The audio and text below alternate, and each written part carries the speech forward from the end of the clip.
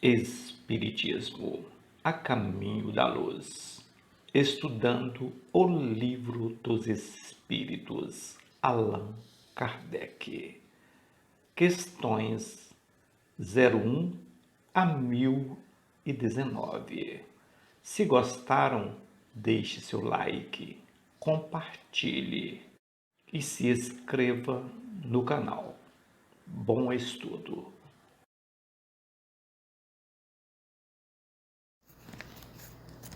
O Livro dos Espíritos, parte 2, capítulo 6, Vida Espírita. Ensaio teórico sobre a sensação nos espíritos. 257. O corpo é o instrumento da dor. Se não é a sua causa primária, é pelo menos a causa imediata. A alma tem a percepção da dor. Essa percepção é o efeito. A lembrança que a alma conserva disso pode ser de muito sofrimento, mas pode provocar ação física. De fato, nem o frio, nem o calor podem desorganizar os tecidos da alma. Ela não pode congelar-se, nem queimar-se. Não vemos todos os dias a lembrança ou a preocupação com o mal físico produzir os efeitos desse mal, até mesmo ocasionar a morte? Todo mundo sabe que as pessoas que tiveram membros amputados sentem dor no membro que não existe mais. Certamente, não é nesse membro que esta a sede ou o ponto de partida da dor, mas no cérebro, que conservou a impressão da dor. Podem-se admitir, portanto, reações semelhantes nos sofrimentos do espírito após a morte. Um estudo mais aprofundado do perispírito, que desempenha um papel tão importante em todos os fenômenos espíritas, como nas aparições vaporosas ou tangíveis, como na circunstância porque o espírito passa no momento da morte, na ideia tão frequente de que ainda está vivo, no quadro tão comovente dos suicidas e dos que foram martirizados, nos que se deixaram absorver pelos prazeres materiais e em tantos outros fatos, vieram lançar luz sobre a questão e deram lugar a explicações que resumimos a seguir. O perispírito é o laço que une o espírito à matéria do corpo. O espírito é quem o forma, tirando elementos do meio ambiente e do fluido universal. Ele é formado ao mesmo tempo de eletricidade, fluido magnético e até de alguma quantidade de matéria inerte. Pode-se dizer que é a matéria puríssima, o princípio da vida orgânica, mas não da vida intelectual. A vida intelectual está no espírito. É, além disso, o agente das sensações exteriores. No corpo, essas sensações se localizam nos órgãos próprios que servem de canais condutores. Destruído o corpo, as sensações se tornam generalizadas. É por isso que o espírito não diz sofrer mais da cabeça do que dos pés. É preciso precaução para não confundir as sensações do perispírito, que se tornou independente, com as do corpo.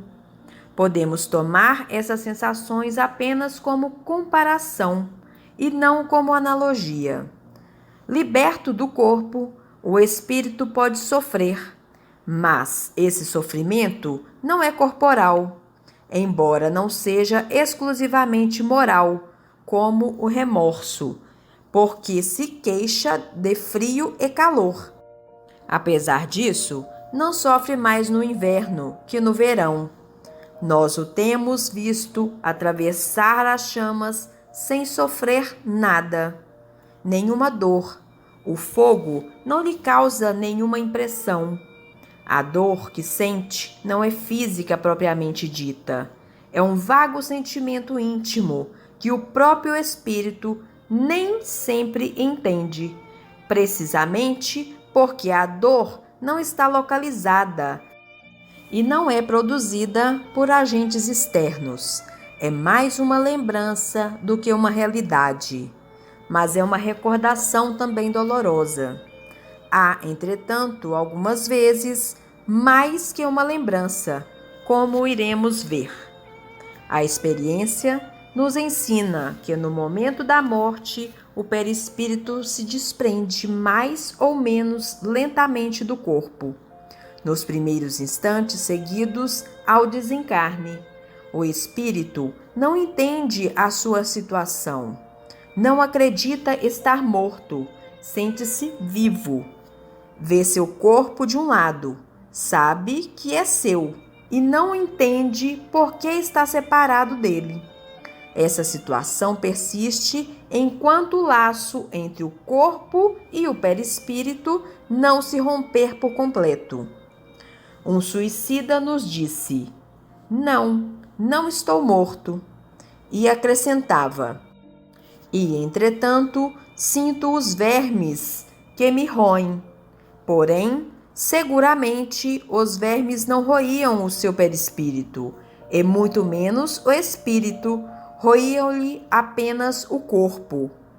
Mas como a separação do corpo e do perispírito não estava concluída, disso se originava uma espécie de repercussão moral que lhe transmitia a sensação do que se passava no seu corpo. Repercussão não é bem a palavra que dê a ideia exata do que ocorre, porque pode fazer supor um efeito muito material. Era antes e de fato a visão do que se passava no cadáver, que ainda estava ligado ao seu perispírito, produzindo nele essa sensação que tomava como real, como autêntica. Desse modo, não era uma lembrança, uma vez que, durante sua vida, nunca tinha sido roído por vermes. Era uma sensação nova e atual. Vemos, assim, que deduções se podem tirar dos fatos quando observados atentamente. Durante a vida, o corpo recebe as impressões exteriores e as transmite ao espírito por intermédio do perispírito, que constitui provavelmente o que se chama de fluido nervoso.